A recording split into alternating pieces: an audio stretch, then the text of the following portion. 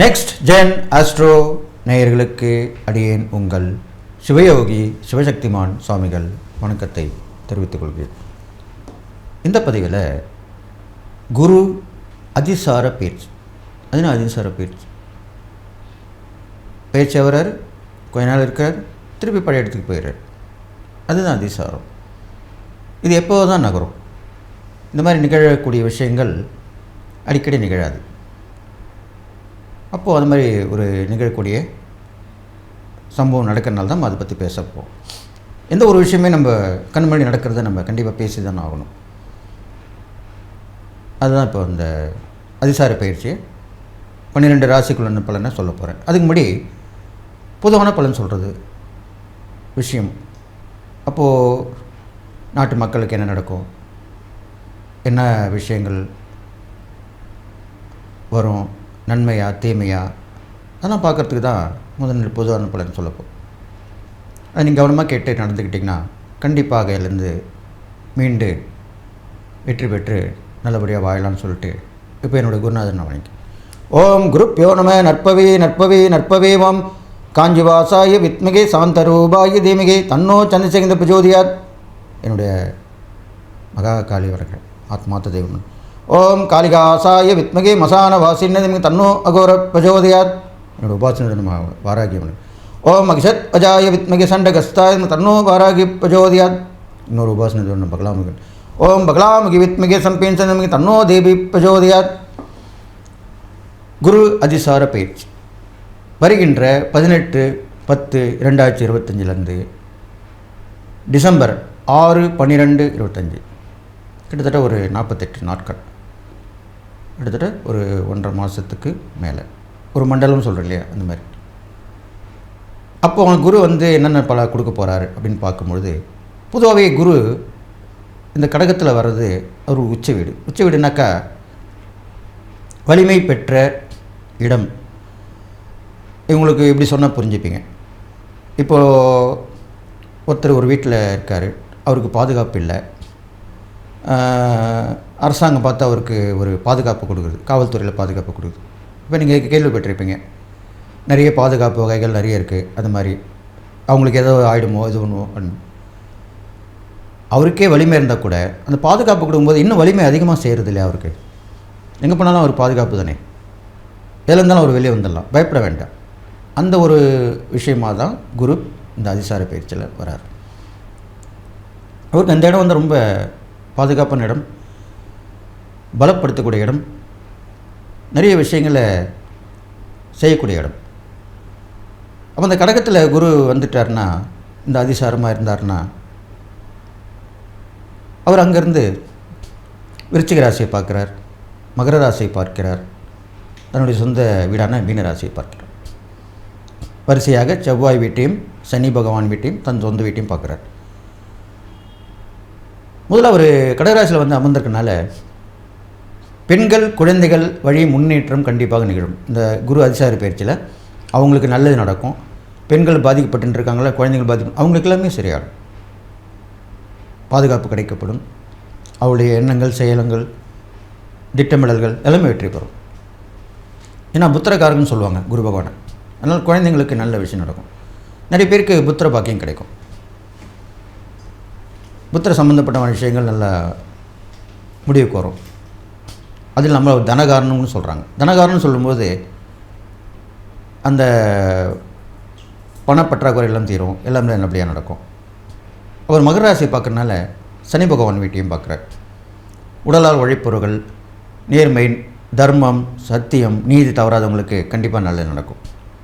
பொய் பண்ணால் ஏமாத்தினா கண்டிப்பாக மாட்டிப்பாங்க, கண்டிப்பாக தண்டனை கிடைக்கும். அடுத்து அவர் அவருடைய ராசியை பார்க்கறனால கடல் கடந்த வாணிகம் சிறக்கும். மீனராசி இல்லையா, கடல் கடந்த வாணிகம் சிறக்கும். ஏற்றுமதி இறக்குமதி நல்ல லாபத்தோடு இருக்கும். கல்வியாளர்கள் முன்னேற்றம் அடைவார்கள். மத குருமார்கள் அறிவுரை கூறுவார்கள். ஆன்மீகத்தில் ஒரு மிகப்பெரிய புரட்சி ஏற்படும். இது பொதுவான பலன். எல்லாம் நடக்க போகுதுன்னு சொல்லிட்டு அடுத்ததாக 12 ராசிக்குள்ளான பலனை இப்போ பார்ப்போம். விருச்சிக ராசி நேயர்களே, உங்களுக்கு உண்டான குரு அதிசார பயிற்சி பலன் தான் சொல்லப்போம். இதனால் வரைக்கும் விருச்சிக ராசிக்காரங்களுக்கு குரு 8ல் இருந்தார், அஷ்டம குரு.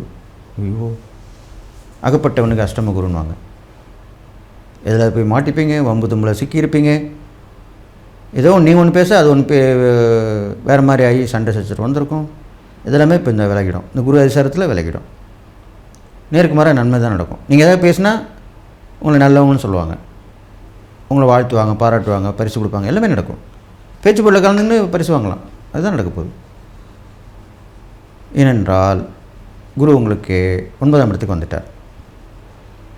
அதனால் நல்ல இது அதிசார பயிற்சியாக தான் இருக்க போகுது.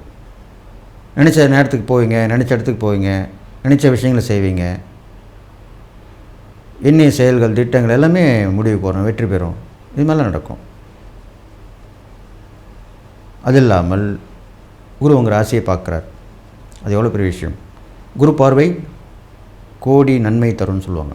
அதனால் துணிச்சல், தைரியம், தன்னம்பிக்கைலாம் வந்துடும். எதிர்த்து போராடுவீங்க. குரு பார்வை உங்களுக்கு இருக்கிற வரைக்கும் நீங்கள் எதில் வேணாலும் செய்யலாம், தைரியமாக இருப்பலாம். எதிர்ப்பே இருக்காது. தீய சக்தி விலகிடும். நல்லா கேட்டுங்க. உங்களுக்கு கண் திஷ்டி, ஓம்பல், செய்வினை, ஏவல், பில்லி, சுனியெல்லாம் வைக்கிறாங்கல்ல, அவங்க வச்சுருந்தா கூட இப்போ இந்த குரு பார்வை உங்கள் ராசிக்கு விழும்போது, இந்த ராசியில் நீங்கள் பிறந்திருந்தால் கண்டிப்பாக அதற்குண்டான வழி பிறக்கும்.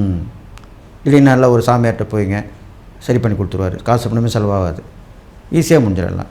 தீயசக்தியிலலாம் அறவே போயிடும். இல்லை நீங்கள் திடீர்னு ஒரு கோயில் போவீங்க, அந்த கோயிலில் அந்த தீயசக்தியை வளர்க்குற சக்தி உள்ள இடமா இருக்கும், அது போயிடும். இது மாதிரிலாம் நடக்கும். பெரும்பாலும் காளி கோயில், கற்பனசாமி கோயில், வீரபத்திரர் கோயில், இது மாதிரி கோயிலெலாம் போனால் தீயசக்தியெல்லாம் விலகிடும், பேய் பிசாசெல்லாம் ஓடிடும். இதுதான் உண்மை. அப்போ அந்த மாதிரிலாம் அமையும் உங்களுக்கு.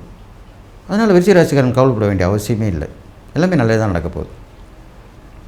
அதுக்கப்புறம் பார்த்திங்கன்னா உங்களுக்கு தைரியம் கூடும். சிறு சிறு விபத்துகள் ஏற்பட்டால் கூட சமாளித்து வந்துடுவீங்க, சரியாயிடுவீங்க. பயணங்கள் அடிக்கடி உண்டாகினே இருக்கும். சகோதர உறவு பலப்படும். சகோதர சகோதரிகள் வந்து உதவி பண்ணுவாங்க. நீங்கள் அவங்களுக்கு உதவி பண்ணுவோம், அவங்க உங்களுக்கு உதவி பண்ணுவாங்க. ஒருத்தருக்கு ஒருத்தர் உதவிகரமாக இருப்பீங்க. எல்லாமே நடக்கும். முயற்சியால் காரியம் ஜெயமாகும். தன்னம்பிக்கை வரும். மனசில் ஒரு தைரியம் இருக்கும். எது வேணாலும் செய்யலாம், எது வேணாலும் பண்ணலாம் அப்படின்ற நினைப்பீங்க. எல்லாமே நடக்கும். அடுத்ததாக பயணங்கள் தொடர்ந்துபடி இருக்கும். வெளிவட்ட பழக்கம் நல்லாயிருக்கும். குழந்தை பாக்கியம் உண்டாகும். அந்த குழந்தைங்க இருந்தாங்க, அவங்க மூலிமா நல்லது நடக்கும். எல்லாமே நடக்கும். ரொம்ப நாளாக நடக்காத ஒரு விஷயம் கண்டிப்பாக நடக்கும். எல்லாமே இந்த குரு அதிசார பேச்சில் உங்களுக்கு நடக்க போகுது. நீங்கள் செய்யக்கூடிய இறைப்பறிக்கான்னு பார்க்கும்போது உங்கள் ராசிபதி செவ்வாய், முருகர் அம்சம். குரு கேரு, அவரும் முருகர் தான். அப்போ முருகப்பெருமானை வழிபடலாம். அப்போ இந்த மாதம் கந்த சஷ்டி வருது, விரதம் இருக்கலாம், வழிபடலாம். வேலுக்கு வழிபாடு செய்ய வேண்டும். இந்த விருச்சிக ராசி பிறந்த நீங்கள் வேல் வைத்து வீட்டில் வழிபடலாம். சின்ன வேலாக இருக்கணும், கை கடக்கமாக, பெருசுனா வைக்கக்கூடாது. சிலையும் பெருசாக வைக்கக்கூடாது. இறை தெய்வங்களுடைய ஆயுதங்களும் பெருசாக வைக்கக்கூடாது. இறை தெய்வங்களுடைய வாகனங்களும் பெருசாக வைக்கக்கூடாது. வீட்டில் சின்னதாக தான் வச்சு வழிபடணும். அப்போ அது கண்டிப்பாக நல்லது நடக்கும். இல்லைனா கோயிலில் போய் வேலுக்கு அபிஷேகம் பண்ண சொன்னால் பண்ணுவாங்க. முருகரும் பண்ணுங்கள். வெளியே வேலு தனியாக இருக்கும். அம்மன் கோயில்னால் வெளியே சூழலாக இருக்கும். அது மாதிரி வேல் இருக்கும்போது அந்த வேலுக்கு அபிஷேகம் பண்ணலாம். இது மாதிரிலாம் பண்ணிட்டு தான் உங்களுக்கு நல்லது நடக்கும். எல்லா வகையிலுமே ஏற்றம் கிடைக்கும். பிரச்சனைகள்லாம் தீர்ந்துடும்.